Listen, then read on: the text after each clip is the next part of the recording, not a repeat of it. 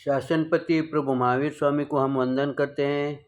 सभी गुरु भगवंतों कोटि कोटि के पाठ से वंदन करते हैं। श्रद्धावान भाई और बहनों, आपके अंदर विराजित आत्मा को माजलगांव से सुभाष कोठारी का सादर प्रणाम, सादर जय जिनेन्द्र।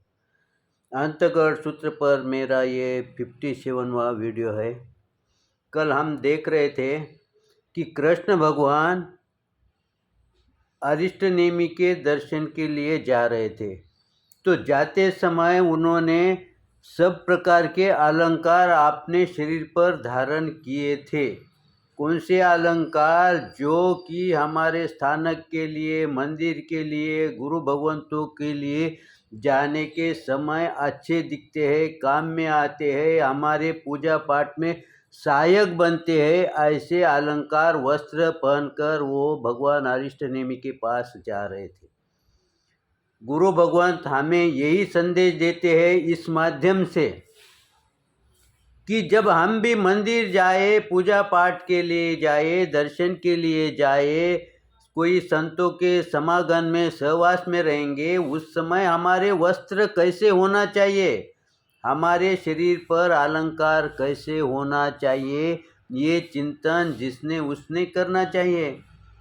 उसके बाद आगे ये आता है कि जब वह जा रहे थे तो उस समय उन्होंने रास्ते में एक वृद्ध पुरुष को देखा और उसका वृद्ध पुरुष की हालत, उसकी तबीयत देखते हुए उनके मन में अनुकंपा उत्पन्न हुई। दुखी वृद्ध को देखकर अनुकंपा उत्पन्न हुई। अब कृष्ण भगवान ये राजा हैं, द्वारका के, उस नगरी के राजा हैं, और गरीब के प्रति, दीन दुखी के प्रति, कोई असहाय के प्रति अगर उसके मन में अगर अनुकंपा उत्पन्न न हो तो वो राजा कैसा? ये तो राजा का गुणधर्म, प्रमुख गुणधर्म है। फिर गुरु भगवंत हमारे को ये यहाँ पर क्यों समझाते हैं, क्या सूचित करते हैं इस शब्द से गुरु भगवंत हमारे को? अरे कृष्ण भगवान राजा हैं, उसकी अनुकंपा, उसकी करुणा, उसकी दया उसके काम में, हमारे क्या काम में आएगी?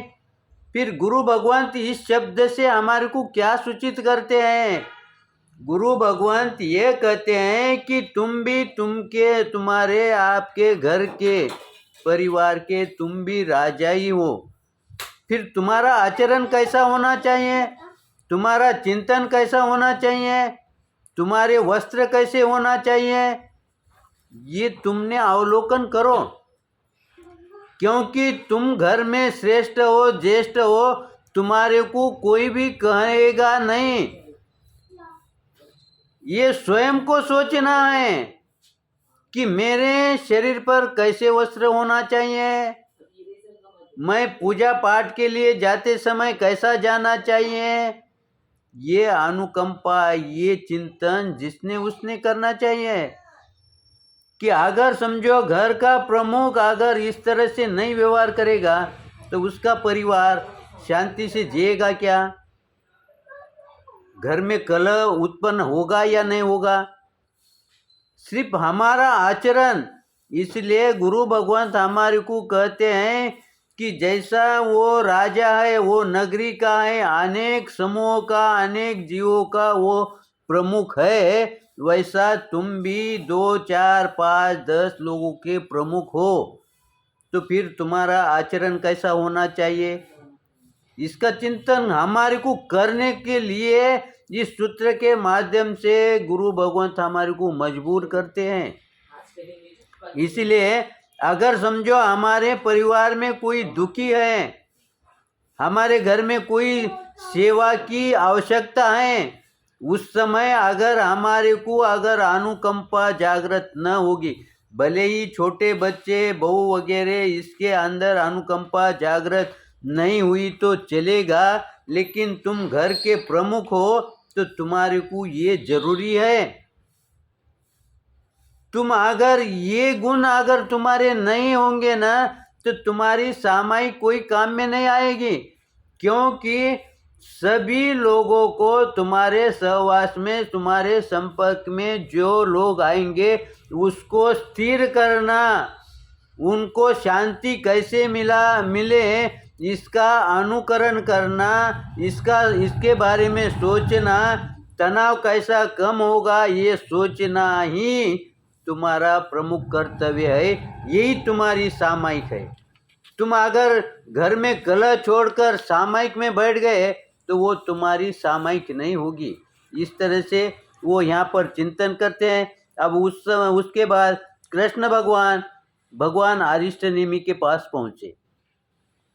ये रास्ते का वर्णन करते करते गुरु भगवंत अब कहते हैं कि कृष्ण भगवान अरिष्टनेमि भगवान के पास पहुँचे और उन्होंने अरिष्ट भगवंत को वंदन नमस्कार किया और तत्पश्चात वो अपने सोदर लघु भ्राता नव दीक्षित गज सुकुमार अंगार को वंदन नमस्कार करने के लिए इधर उधर देखने लगे।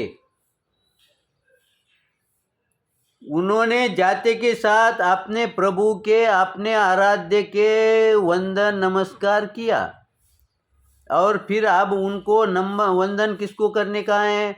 अपने छोटे भ्राता को, गज सुकुमार को, जिसने कल ही दीक्षा ली, उसको वंदन करने के लिए वो इधर उधर देखने लगे। और देखने के पश्चात जब उनको इधर उधर नहीं दिखा तब भगवान से पूछते हैं कि मेरा छोटा भाई जिसने कल दीक्षा ली वो गज सुकुमार कहाँ है? अब मेरे को ये समझाओ, कृष्ण ने क्या करना चाहिए? जाते के साथ गुरु भगवंतों को वंदन नमस्कार करते के साथ गुरु भगवंतों से पूछना चाहिए कि मेरा छोटा भ्राता कहाँ है, कल दीक्षित मुनि कहाँ है। लेकिन उन्होंने वैसा किया क्या? उन्होंने वैसा नहीं किया। उन्होंने पहले इधर उधर देखा और जब नहीं दिखा तब प्रभु से पूछा। पहले ही उन्होंने प्रभु से पूछा है क्या? फिर कृष्ण भगवान ने ऐसा क्यों किया? उनके लिए उचित क्या था? जैसे ही प्रभु के दर्शन हो गए ना, उसी समय पूछना चाहिए कि मेरा छोटा भाई कहाँ है, मेरा छोटा कल दीक्षित हुए वाला मुनि कहाँ है, ये उनसे पूछना चाहिए। लेकिन जब नहीं दिखा तब पूछ रहे, और दिखा हुआ होता तो वो ये पूछते थे क्या? इसका मतलब कृष्ण भगवान अभी वंदन के लिए, दर्शन के लिए आए, उस समय उनके मन के भाव ये थे कि मैं अपने छोटे भाई के दर्शन के लिए जा रहा हूँ। इसके पहले उनके भाव क्या होते थे? मैं गुरु भगवंत के दर्शन के लिए जा रहा हूँ। लेकिन आज उनके भाव क्या है? उनके भाव आज यह है कि मैं कल दीक्षित लिए हुआ है, मेरे छोटे भाई को वंदन करने को जा रहा हूँ। अब यहाँ पर गुरु भगवंत उनके पास गौण हो गए। उनका प्रमुख दर्शन का उद्देश्य क्या हो गया? यहाँ पर मेरे को मेरा छोटा भाई उसके वंदन करने के है, ऐसा। तो वैसा ही जब हम व्यवहार में भी जब देखते हैं कि हमारे प्रमुख भाव क्या हैं, उसके तरफ हम ध्यान देते हैं, लेकिन उसके पहले हमारा कर्तव्य क्या है? वो गुरु कैसे बना, वो दीक्षित क्यों हुआ? जब गुरु भगवंतों की उस पर कृपा बनी, उसी समय पर वो मुनि बने ना। अगर गुरु भगवंतों की कृपा नहीं होती तो वो गुरु बनते थे क्या? कल्पना कर लो, मान लो आपको घर से मंदिर के लिए जाने का है और आप रिक्शा के लिए रिक्शा को बुलाते हैं, उसको 10-20 रुपये देते हैं और उतरने के पश्चात हम सीधा मंदिर में जाते हैं। हम उसको धन्यवाद भी नहीं देते। क्यों नहीं देते? कि हम जानते हैं कि इसने हमारे से मुबदला लिया है, इसने 10-20 रुपये लिए हैं। फिर इसने क्या मेरे को फ्री में लाया क्या? नहीं। यहाँ पर गुरु भगवान समझाते हैं, अगर तुमने 10-20 नहीं 50 भी देना चाहा अगर उसने कहा कि मेरे को नहीं जाने का उधर, तुम्हारे को लेके नहीं जाने का, मैं यहीं बैठूंगा, तो तुम्हारे दर्शन होते थे क्या? भले ही उसने पैसे लिए तो भी कुछ न कुछ उसने तुम्हारे दर्शन के लिए सहायक बने। इसीलिए गुरु भगवंत कहते हैं, भले ही गज सुकुमार ने दीक्षा लेके मुक्ति पा ली, लेकिन उसके लिए गुरु भगवान सहायक बने। इसीलिए जब भी समय निकलने के पश्चात हम उसने किए हुए कर्तव्य को हम भूल जाते हैं, गुरु भगवंत कहते हैं कि किसी का भी कर्तव्य को है वो लास्ट समय तक, अंतिम समय तक हमने भूलना नहीं चाहिए। इस तरह से हम यहाँ पर चिंतन करते हुए रुक जाते हैं समय को देखते हुए। मेरे ओर से कुछ गलत हुआ तो आप क्षमा करेंगे, सही होगा तो लाइक करें, शेयर करें। इसी आशा के साथ ओम शांति।